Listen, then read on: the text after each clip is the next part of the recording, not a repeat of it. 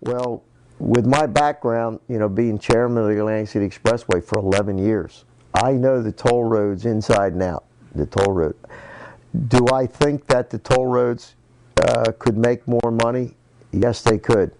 I don't think we have to do what the governor wants to do. We could just tell there are three authorities. The Highway Authority, which there's a Turnpike Authority, the Highway Authority, and the Expressway Authority, which is called the South Jersey Transportation Authority.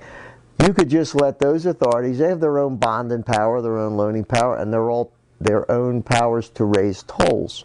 They should be given that power from edict from the governor's office to raise tolls at a certain level, whatever that level will be determined. I think what he's proposing now is too high, too fast. And yes, you have to make a profit on the toll roads, and that profit will be turned over to the Highway Trust Fund. The funny thing is, and nobody's saying, the Little Atlantic City Expressway, when I left there, we were writing a check once a year for $2.5 million that went to the Highway Trust Fund. The Highway Trust Fund oversees your bridges and roads in the state of New Jersey. They could use it any way they saw fit for the roads and bridges in the state of New Jersey. If they would stop using these authorities as private hiring agencies for the political in-crowd, they could make much more profit on these roads and turn much more over to the Highway Trust Fund. Once the Highway Trust Fund would be built up and be much stronger, they would not need the money from the General Treasury. So it's all coming out of one pocket is what I'm saying. And if you would let the authorities do their work, leave them alone, have them stop hiring all these people that are forced down them throats from political organizations and from Trenton, they could make much more profit, and this could be done without the super agency that he wants to create. Nobody's saying it. Nobody knows about it. I know about it, and I have brought it out on radio stations and such. I've spoken to the press about it, but nobody will carry it forward because all these plush political jobs will go by the wayside. There's so many hidden things that could be done. And incidentally, another thing, people, all your commissioners that serve on these three toll authorities receive no pay, no expenses, nothing. We didn't get cars to go back and forth to work. We didn't receive a salary. The only thing I got in 11 years was a cell phone to be used for the authority. That's it. But yet we are all forced, and I've talked to commissioners from the other authorities, Trenton or some political organization will send Joe Blow down. This is your person for comptroller at $150,000 a year. This is one of your solicitors, and you've got 9 million lawyers that represent you. Instead of having one law firm with a couple lawyers, you got a lawyer for this litigation, a lawyer for this, a lawyer for your labor, a lawyer for this, and they're all pushed down your throats. If the authorities were left to run it on a business end and make a profit and turn that profit over to the General Treasury or a dedicated fund such as the Highway Trust Fund, they could pour millions of dollars a year into the coffers of the state of New Jersey without doing all this rah-rah stuff that Governor Corzine is doing right now.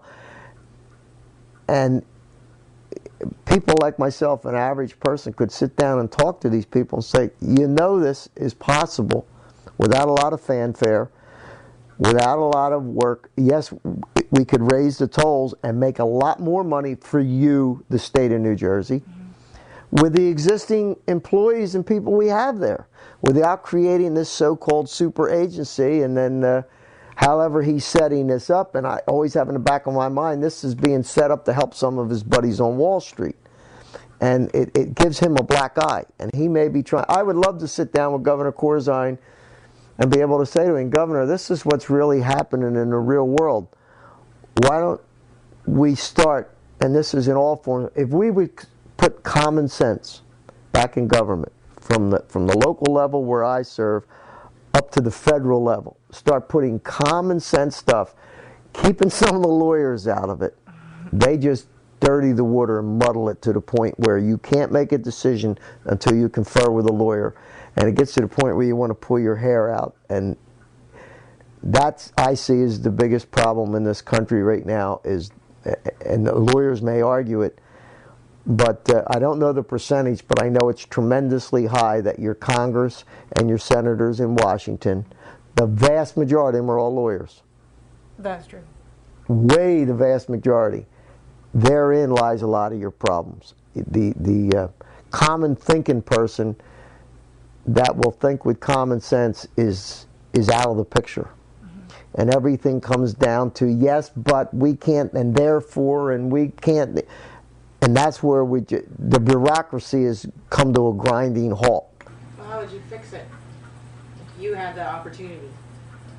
The so-called silent majority has been silent too long. When it raised its head years ago, and I think the silent majority raised its head in the Reagan era, we got a lot of stuff straightened out. We didn't finish it off. We got a lot of stuff straightened it out.